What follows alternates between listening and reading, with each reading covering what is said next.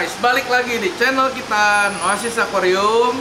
Seperti biasa, sebelum gue mulai video konten ini, jangan lupa like, comment, and subscribe channel YouTube gue supaya gue selalu bisa memberikan informasi-informasi yang informatif untuk kalian semua. Oke, hari ini kita membahas penempatan media filter atau setup talang filter yang bener gimana sih. Di sini gue udah punya talang 100 cm untuk akuarium 100 cm. Hari ini kita nggak ngetes untuk di akuarium ya, karena ini talangnya 100 cm. Lalu gue punya 3 macam kapas. Yang pertama ada kapas putih, yang kedua ada jab mat, yang ketiga ada biofoam. Oke, dan di sini media rumah bakterinya gue menggunakan bioring ukuran L, ukuran besar. Lalu ada main rugby, lalu ada kristal bio, dan yang terakhir ada karang jahe. Lalu di sini gue punya UV Ginga 11 watt untuk akuarium 100 cm. Dan di sini gue punya shell tip Onda, dimana untuk pemasangan power head nanti. Dan yang terakhir gue punya biodigas.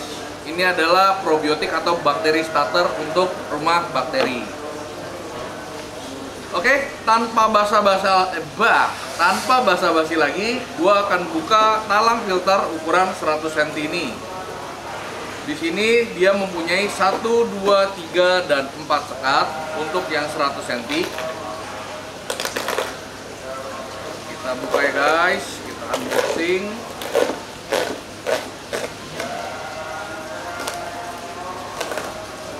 Oke, ini kita buka juga.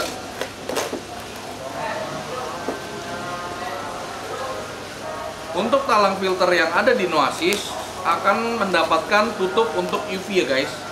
Jadi kalian gak usah khawatir kalau emang kalian butuhkan talang filter, kalian beli dari toko Noasis, dia sudah mendapatkan tutup untuk UV-nya. Tapi yang lainnya enggak ya. Oke, di sini udah ada talang 100 cm. Kita buang. Oke, langsung kita taruh aja semua barang-barang ini ke dalam sini. Yuk kita lihat.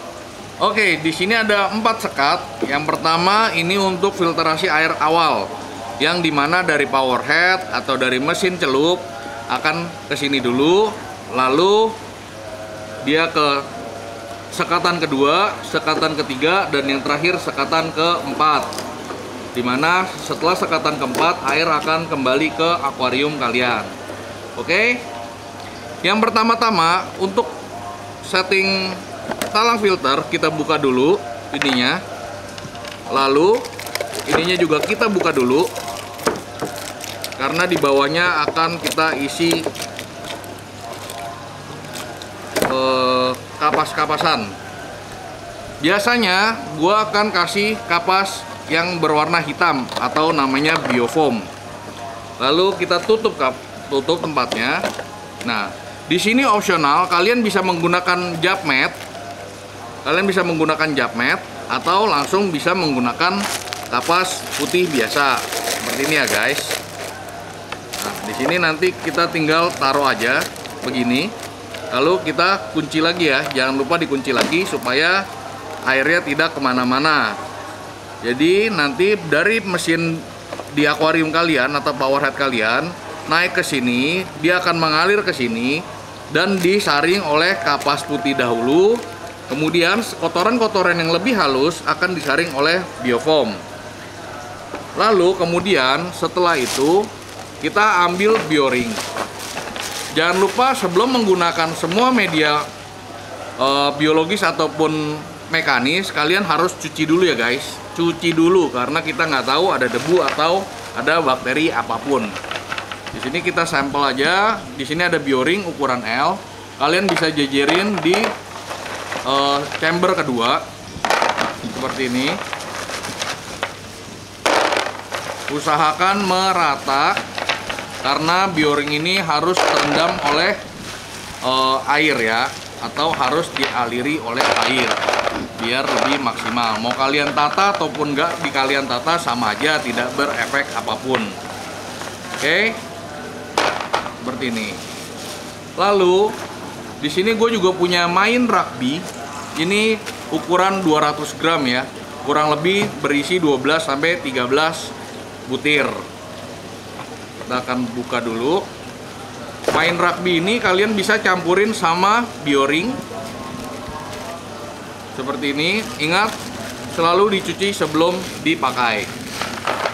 Ini kalian bisa taruh begini seperti ini. Jadi air akan naik dari sini, dari lubang yang ada di sini dan mengaliri di sini. Kemudian dia akan naik lagi ke atas untuk pindah ke chamber nomor 3. Oke, di sini kita ada kristal bio juga. Kristal bio. Kita tinggal taruh aja di sini. Lalu kita taruh karang jahe. Di sini ada karang jahe. Kita taruh, tidak usah terlalu banyak ya guys untuk karang jahe. Secukupnya saja. Oke. Karang jahe kita taruh kurang lebih seperti ini. Oke, di chamber yang terakhir ada UV 11 watt. Kita tinggal taruh di chamber paling terakhir. So, gue jelasin mekanisme perputarannya. Dari mesin bawah akuarium kalian naik ke atas. Di sini sudah ada bolongan, ya. Di sini ada bolongan. Jadi nanti akan keluar air dari sini mengarah ke kapas. Kotoran-kotoran awal. Kenapa gue selalu menyarankan kapas putih yang di atas? Karena kapas putih ini tergolong murah. Jadi kita bisa ganti setiap minggu sekali atau 2 minggu sekali. Jadi kotoran-kotoran awal akan tersaring oleh kapas putih yang ada di atas. Kemudian kotoran-kotoran yang lebih tipis lagi akan tersaring lagi oleh biofoam yang ada di bawah. Lalu setelah airnya bersih, baru mulai masuk ke rumah bakteri yang ada di chamber nomor 2. Kemudian berlanjut ke rumah bakteri atau yang ada di chamber nomor 3. Dan yang terakhir, UV ini penggunaannya adalah, fungsinya adalah untuk membunuh alga, dimana biar air akuarium kalian itu kena lampu atau apapun, kena cahaya matahari, biar dia tidak berwarna hijau.